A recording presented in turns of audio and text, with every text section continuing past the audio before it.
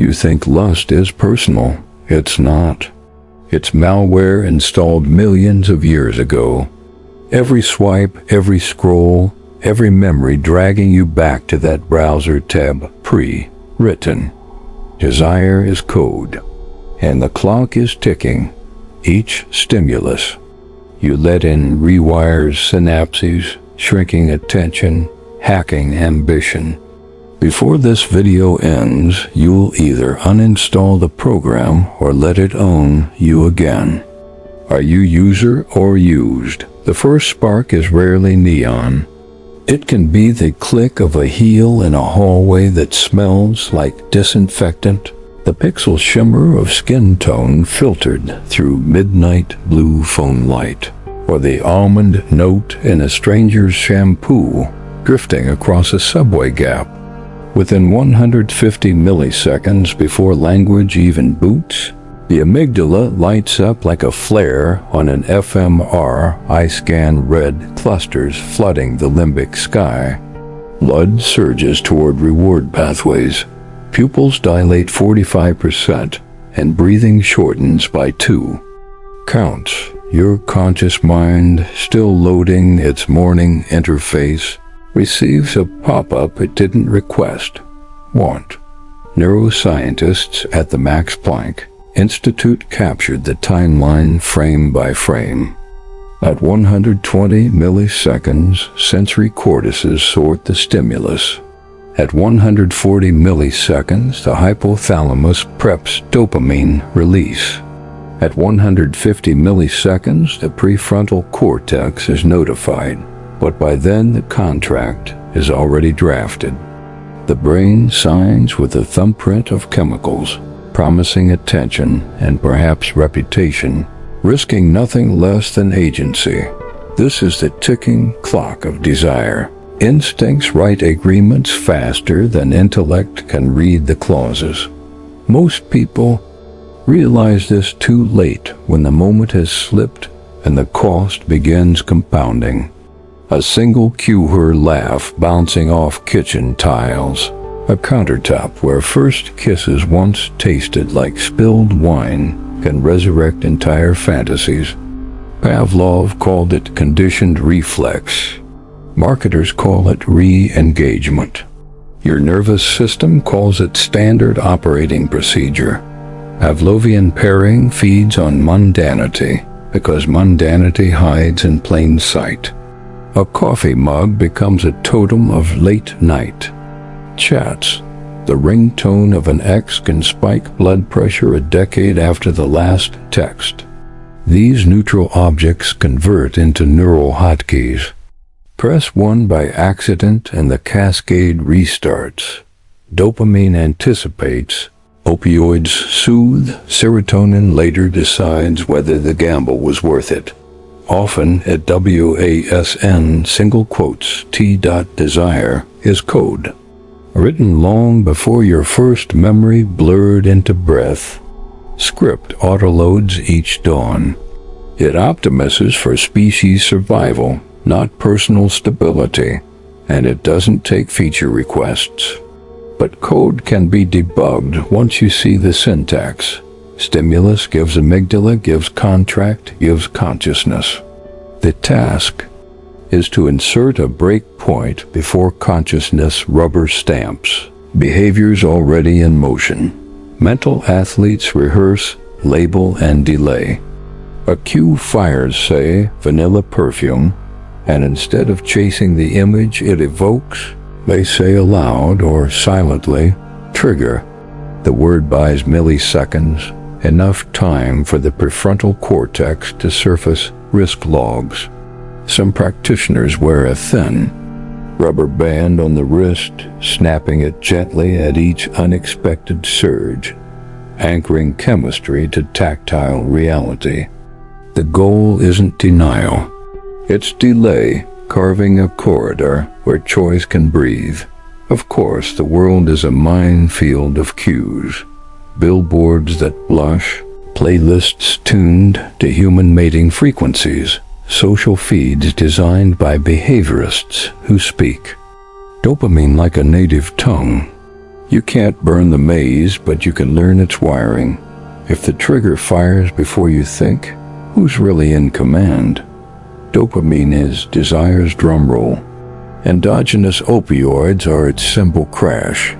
The loop begins with anticipation, a notification bubble, a kiss one breath away, a thigh-brushing denim at a concert.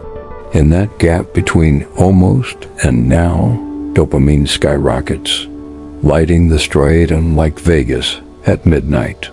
Robert Sapolsky's famous reward prediction error chart shows why. The brain fires harder at the promise than at the payoff. The slot machine lever is more thrilling than the payout tray. The same spike happens when you hover over a link labeled 18 only. Then hesitate, savoring the moment before exposure. Anticipation is the high. Delivery is maintenance. When the moment finally lands, skin, climax, click, the opioid system releases a warm wash of euphoria. But it's brief. Within minutes, dopamine plummets below baseline, dragging the opioids with it. That dip feels like loss, though nothing physical was taken. Cue the encore demand. Hit replay, reload the video, chase novelty to outrun the crash. Princeton EE studies map the cycle in real time. Frontal lobe reasoning dims under erotic stimuli. Neural oscillations slow, and the default mode network slips offline. The executive brain becomes spectator. The limbic casino assumes command. Orgasm neurochemistry mirrors cocaine micro-dosing, dopamine up 200%, prolactin spiking in the aftermath like the come-down's invoice. That's why abstinence feels less like piety and more like detox, tremors of boredom, micro-panics in silence, sudden fascination with anything shiny so long as it's not the emptiness. The brain's casino never closes. It simply turns off half the lights and waits for you to stagger back in. Neurons obey me. Say it not as fact, but as a possibility. Introduce the idea that circuits can be retrained the way muscles adapt. Under tension, start with small friction. Turn grayscale mode on your phone after 9 p.m. Hack dopamine by stripping color. Next, delay gratification rituals, 2 deep breaths before every link tap, 30 seconds of cold water before hot. Shower. Each micro-pause teaches the striatum a new contingency, reward after consciousness, not before it. Sapolsky notes that addicts don't chase pleasure, but relief from dopamine valleys they dug themselves. To refill the trench, redirect chemistry into novel domains, deadlift PRS, language flashcards, midnight runs under street lamps. Novelty still pays dopamine, but without the opioid crash if the novelty is skill-based and progressive. The loop repurposed becomes ladder rather than whirlpool. Brain's casino never closes. Every rescue demands oversight. The next time autoplay. Cues a thumbnail engineered to exploit ratioed skin pixels. Imagine a croupier sliding chips you didn't intend to bet.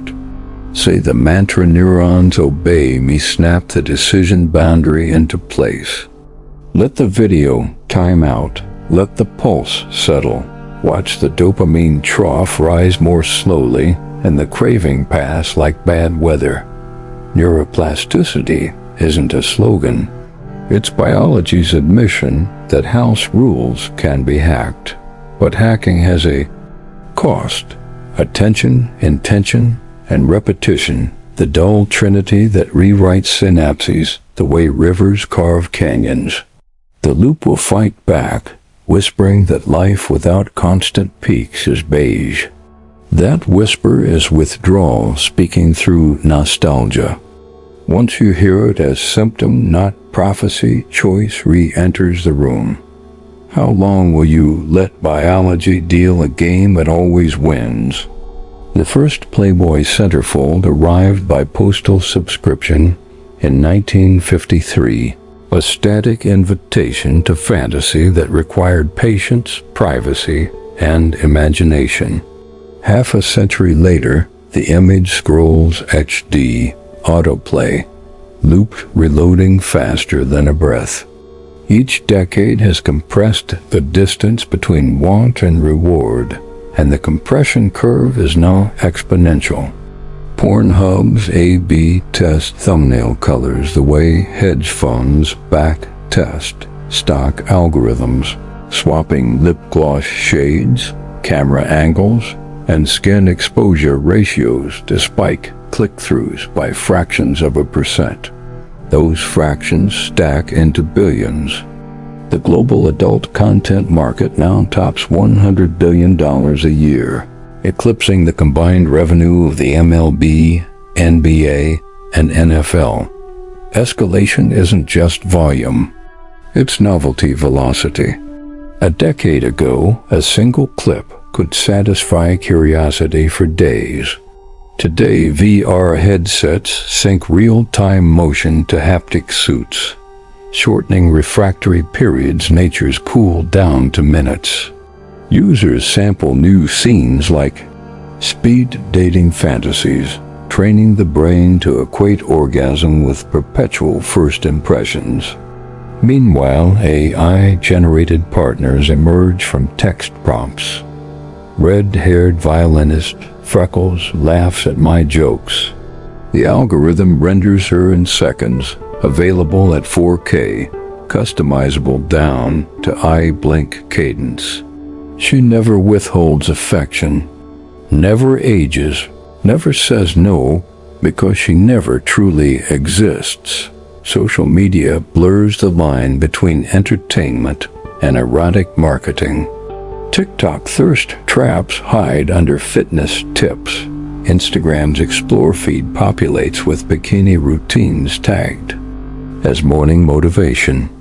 Each swipe trains the recommendation engine to turn lifestyle into soft porn and soft porn into baseline content. Infinite scroll ensures no single image satisfies long enough to signal completion. The feedback loop intensifies, novelty spikes. Dopamine marks the stimulus as valuable. The algorithm notices engagement and responds with more novelty. Desire is code. Algorithmic escalation leverages a quirk called supernormal stimulus. Artificial cues that exceed anything found in nature waste hip ratios impossible without surgery. Skin textures impossible without filters, emotional. Availability impossible without editing. The brain, expecting rare treats, now binges on them daily, rewiring baseline attraction thresholds toward the unachievable. Real partners struggle to compete with silicon perfection and algorithmic predictability. Intimacy becomes friction. Friction becomes avoidance. Avoidance drives deeper into curated illusion. Touch on your phone 2 times, and you can rent pleasure in 10-second loops. No awkward conversation, no dinner bill, no risk of rejection, no reciprocity. Yet the rental fee sneaks in elsewhere, shrinking attention spans, decreased sensitivity, increased anxiety when stimuli go offline. Clinicians now treat a surge of porn-induced erectile dysfunction, not from physiological malfunction, but from novelty saturation. Real-world encounters offer too little variance to jackhammer. The synapses awake. Your feed is a fetish factory. This is not moral panic. It's math. If each dopamine spike costs X neurochemical units, and the feed delivers spikes at Y frequency, Depletion follows unless balanced by deeper, slower forms of reward conversation, commitment, uncertainty embraced rather than avoided. But the feed sells certainty, streaming perfect angles to drown the awkward pause where intimacy might grow. Creators of these platforms insist they offer choice. Technically true, your thumb controls the scroll, but the code behind the feed studies micro pauses in milliseconds, learning which gaze holds you a fraction longer, then serving near identical images until your threshold desensitizes. You rented pleasure. The algorithm bought your patterns and sold them back, pricier each cycle. What's the price of renting pleasure in 10-second loops? Libido lives in the basement of the mind, and like any tenant kept in darkness, it mutates when ignored. Carl Jung called that basement the shadow, a storage unit for impulses society labels unruly. Lust, rage, envy, longing. Suppression doesn't kill them. It compounds interest. Medieval penitents wore hair shirts to crush temptation, only to dream of flesh more vividly. Victorian moralists outlawed ankles, and ankle fetish catalogs thrived in alley stalls. The pattern is historical. Law, forced chastity, inflames obsession. Conscious integration diffuses it. Begin with the 24-hour silence test. For a full day, abstain from verbal stimuli that sexualize the ordinary. No innuendo memes. No music dripping double entendre. No gossip about who's hot. Watch how quickly my imagination invents its own soundtrack. By hour 8, your mind will replay past encounters like bootleg cinema. That's the shadow knocking, louder for every minute it is told to hush. Open the notebook and launch a desire audit. Write the first fantasy that surfaces. Under it, list the context that usually summons at time of day, mood, environment. Now interrogate. Is this craving seeking pleasure or anesthesia? If pleasure, schedule it consciously. If anesthesia, trace the pain it tries to numb. The point isn't to delete desire, but to route it through awareness so the circuitry runs under supervision. Neurons obey me. The mantra shifts from wish to method as you see synapses answering the new supervisor. Attention. Monastic traditions mastered the art of transmutation. Tibetan monks practiced tamo, inner heat, meditation visualizing sexual energy, coursing up the spine and melting into luminous focus behind the skull. Thermal cameras show body temperature rising in unheated caves, proof that libido can fuel cognition instead of compulsion. During the Renaissance, celibate artists like Michelangelo channeled forbidden desire into marble torsos, so lifelike. Pope Julius flattened the genitals with a chisel. Desire redirected became beauty powerful enough to threaten doctrine. Modern neuroscience echoes the ancients. fMRI scans of subjects engaged in intense creative flow reveal dopamine elevations comparable to erotic arousal, but paired with heightened prefrontal activity pleasure under guidance. When the shadow is invited upstairs, it brings its energy, but leaves chaos at the door. Practical rehearsal. When an urge hits, close eyes inhale to a count of 4. Picture the sensation as red smoke rising from the pelvic floor to a blank movie screen behind the forehead. Exhale to a count of 8, imagining the smoke diffusing into electric blue sparks of focus. Repeat 3 cycles. Most urges dissolve or morph into a surge of motivation toward a non-sexual task. Writing, coding, deadlifting. This is not repression. It is redirection. The beast eats, but eats what you feed it. Remember the algorithm's fetish factory from earlier sections. Every scroll is an external shadow trying to colonize your mental attic. Counter-colonization requires ongoing dialogue. Why this clip? Why now? What am I avoiding? Ask, answer, absorb. Neurons obey me again and again until the phrase becomes protocol. Some fear that confronting the shadow will unleash it uncontrollably. Jung argued the opposite. What you own cannot ambush you. Acknowledged fire heats a home. Hidden fire burns it down. The objective is neither monastic denial nor hedonistic surrender, but strategic partnership harnessing drive without being dragged. Can you confront the beast without feeding it? Vitality has a pulse, and much of it travels through libido. Sex positive. Psychologists caution that turning the dial to zero can dim far more than desire. Studies at the Kinsey Institute show that moderate sexual expression solo or partnered boosts secretory immunoglobulin A by up to 30%, a frontline antibody that patrols mouth and gut. A decade-long cohort at the University of Wales found that men who reported orgasming 2 to 3 times per week enjoyed a 50% lower cardiovascular mortality rate than those averaging once a month. For women, regular arousal cycles keep estrogen and oxytocin flowing, guarding bone density and modulating stress. In other words, a spark of erotic charge lubricates immune gears and heart valves alike.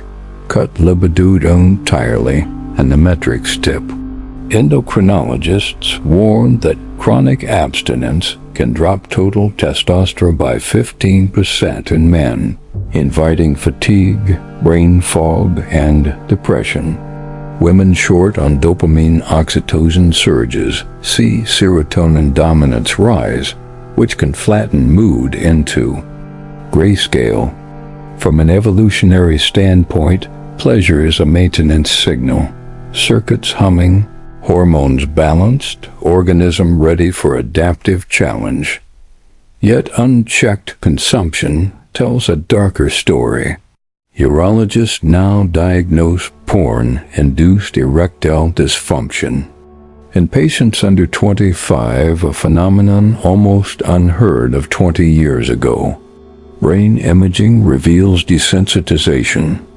Dopamine receptors down-regulate after thousands of high-novelty clips, requiring ever stronger stimuli to achieve the same arousal.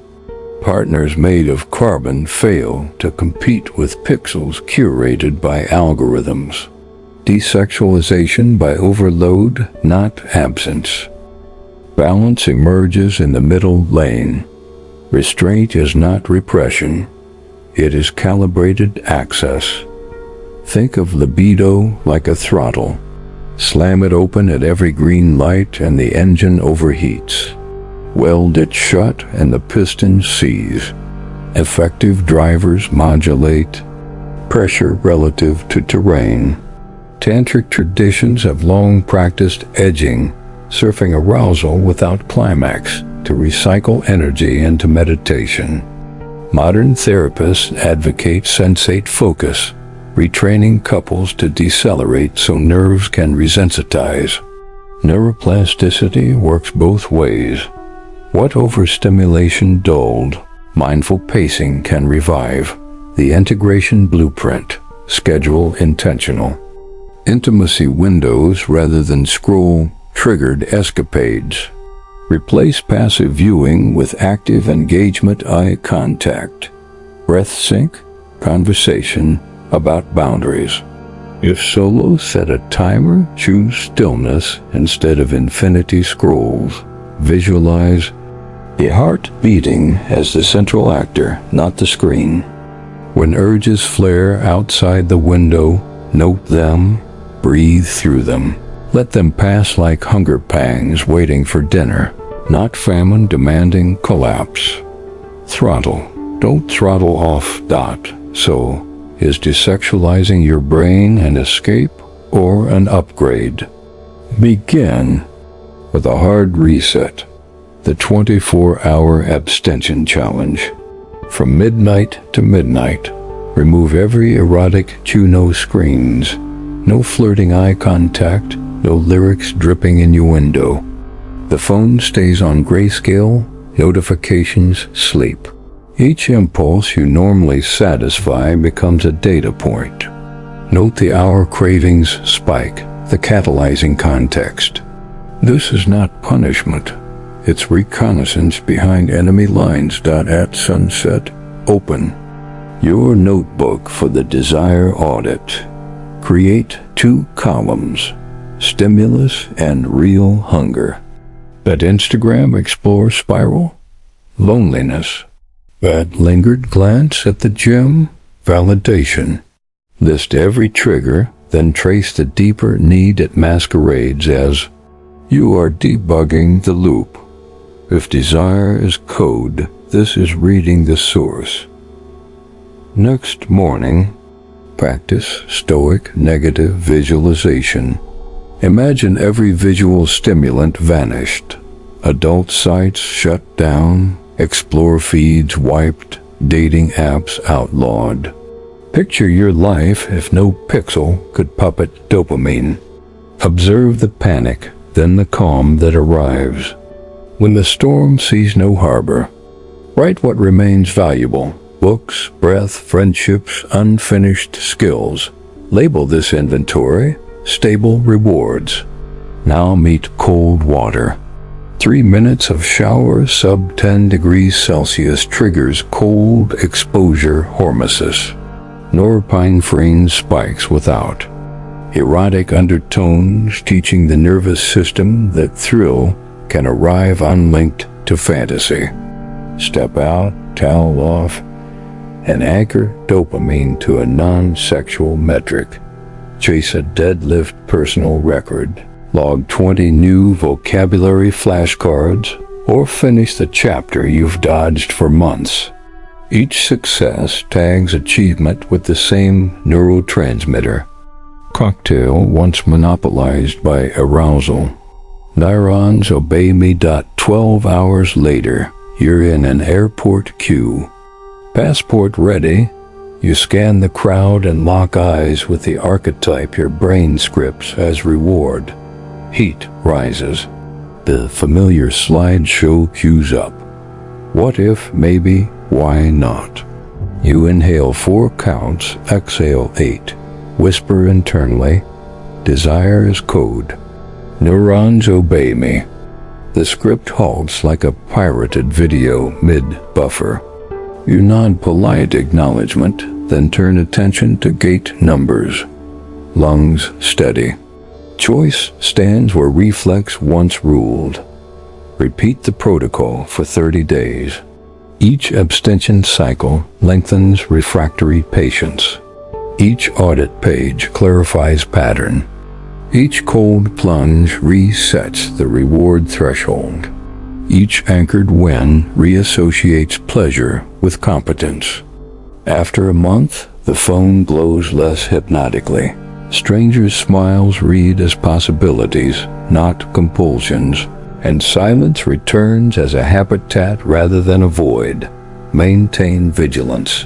Biology never uninstalls its firmware.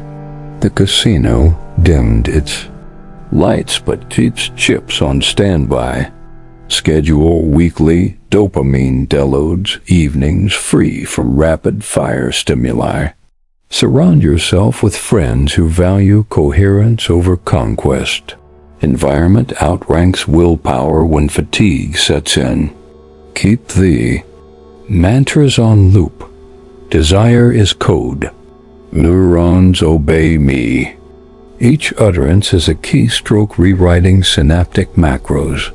If abstention felt like exile, integration feels like escrow, stored energy redeployed toward mastery, creativity, and presence.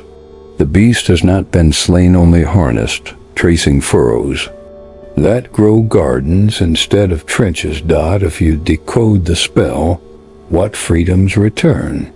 Curiosity led you into the circuitry, threat revealed its teeth, insight showed where the wires fray. At that junction, something radical happened. The switch of responsibility flipped from genome to will. You know now that every pop-up fantasy is a line of prehistoric code. Every swipe a lever the species pulls to keep you predictable. Knowledge alone is no shield. It must become practice. So take the next unglamorous step. Download the Will Override worksheet. 10 ruthless prompts, weight mapping triggers, auditing cravings, documenting every pact you make with impulse. Fill them when the phone itches, when loneliness drafts nostalgia, when midnight whispers old URLs. Track each entry. Negotiate new terms. Choice measured becomes architecture. Pen, the completed sheet where sun hits first in the morning. Let light interrogate the ink. Review it weekly. Edit when patterns evolve. Freedom is not a single jailbreak, but a parole review at dawn and dusk. Vigilance is the toll for sovereignty. When urges surge, remember the mantras that reset the loop. Desire is code. Neurons obey me. They are passwords to the back door of your own operating system. Use them until muscle memory overrides muscle craving. Comment, mask number 1 off. Grab your worksheet and subscribe if you prefer. Conscious choice over coded desire, because instinct reloads at dawn, tomorrow, again, without warning.